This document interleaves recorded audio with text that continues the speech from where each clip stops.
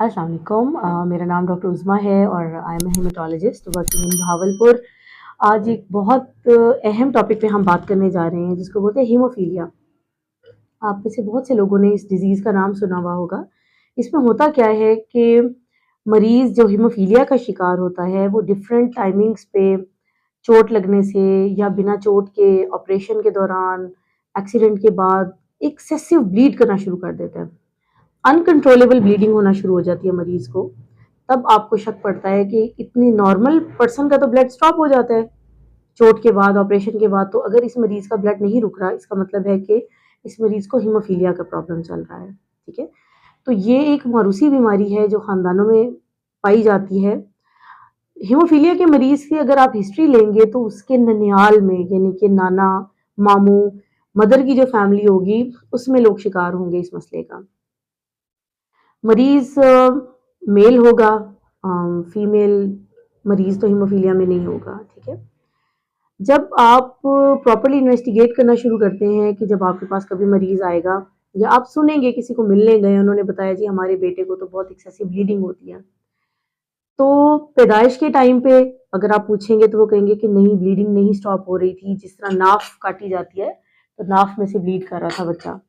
उसके बाद जब खतना कराया गया तब भी ब्लीडिंग स्टॉप नहीं हुई। थोड़ा सा बड़ा हुआ बच्चा तो जब वो क्रॉल करना शुरू करेगा, घुटनों के बल चलेगा तो घुटनों पे ब्रूजेस होंगे। अगर कोई जोर से पकड़ेगा बच्चे को, वहां पे निशान पड़ जाएगा, नील पड़ने शुरू हो जाएंगे इन बच्चों को। उसके बाद क्या होगा कि स्कूल गोइंग एज में हो गया, स्कूल में झूले से गिर गया, चोट लग गई, किसी टीचर ने मारा, बच्चे आपस में लड़ पड़े, यानी थोड़ा सा भी चोट लगेगी या कहीं जोर लगेगा तो उस बच्चे को नील पड़ने शुरू हो जाएंगे। और अगर सिवियर हीमोफीलिया है तो ब्लीड भी करना शुरू कर देगा। तो हीमोफीलिया को हम दो हिस्सों में डिवाइड कर लेते हैं। एक हीमोफीलिया ए कहलाता है और दूसरा हीमोफीलिया बी कहलाता है। यानी फैक्टर 8, ऐसा फैक्टर जिसको ब्लीडिंग को स्टॉप करना है नेचुरली, वो 8 नंबर वाला नहीं है, तो इसका मतलब है कि ये हीमोफीलिया ए है।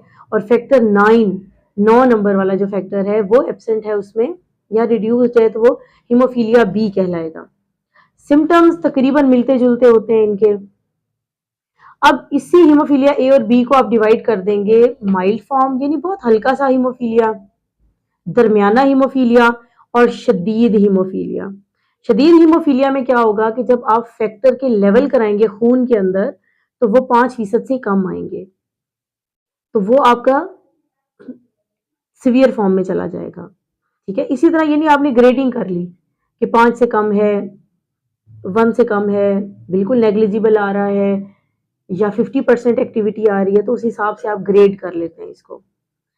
इसमें ये चीज़ समझने की ज़रूरत है कि जो बंदा हीमोफीलिया से सफ़र कर रहा है उसको खुद पता होना चाहिए कि वो हीमोफीलिक है।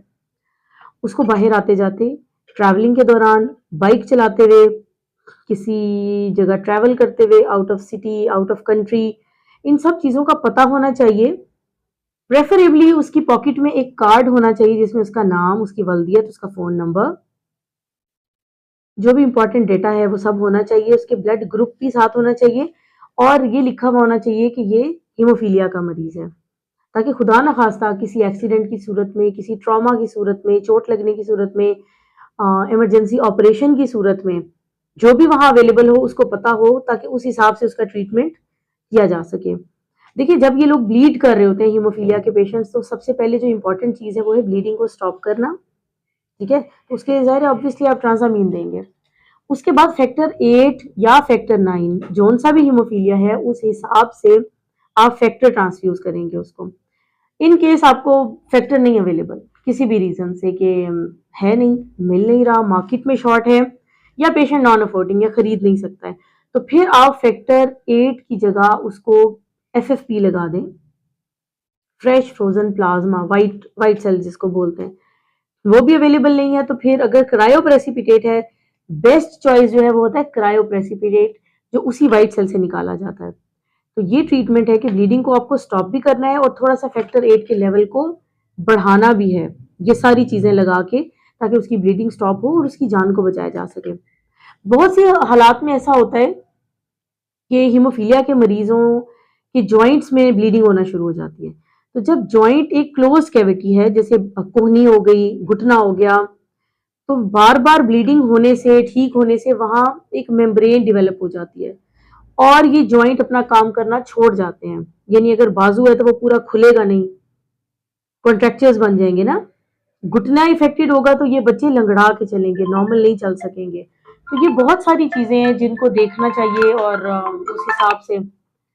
अब इम्पॉर्टेंट चीज ये है कि आपके इर्द गिर्द जो भी लोग हैं जिनको आपको लगता है कि हीमोफीलिया से शिकार हैं, हीमोफीलिया का असर है उनके ऊपर, इस बीमारी से दो चार हैं बेसिकली, तो उनको अवेयरनेस देनी चाहिए। और अगर उनको कभी ब्लड ट्रांसफ्यूजन की ज़रूरत है तो उनकी हेल्प कीजिए। और अगर वो फैक्टर खरीदना चाह रहे हैं तो उनको थोड़ा सा फाइनेंशियली सपोर्ट कीजिए। अपने करीब जो भी है आपके आसपास, आप किसी का सुने। अब जिस तरह मुल्तान के अंदर एक हीमोफीलिया फाउंडेशन बनी हुई है, उसका फ़ायदा ये है कि जितने हीमोफीलिया के लोग हैं वो वहाँ इजीली रजिस्टर हो जाते हैं। एनजीओ बेस है और वो इन सब की हेल्प कर रही होती है। तो ये सिर्फ एनजीओज़ की ज़िम्मेदारी नहीं है कि इन लोगों की हेल्प करें। एज़ इंडिविजुअल हम सबकी ज़िम्मेदारी है कि जितने लोग नादार हैं, नीडी हैं या उनको ऐसी बीमारियाँ हैं जिसका इलाज के लिए हम किसी तौर पे भी उनकी हेल्प कर सकते हैं, तो हमें वो सब करना चाहिए। बहुत शुक्रिया। Thank you. अल्लाह हाफ़िज़।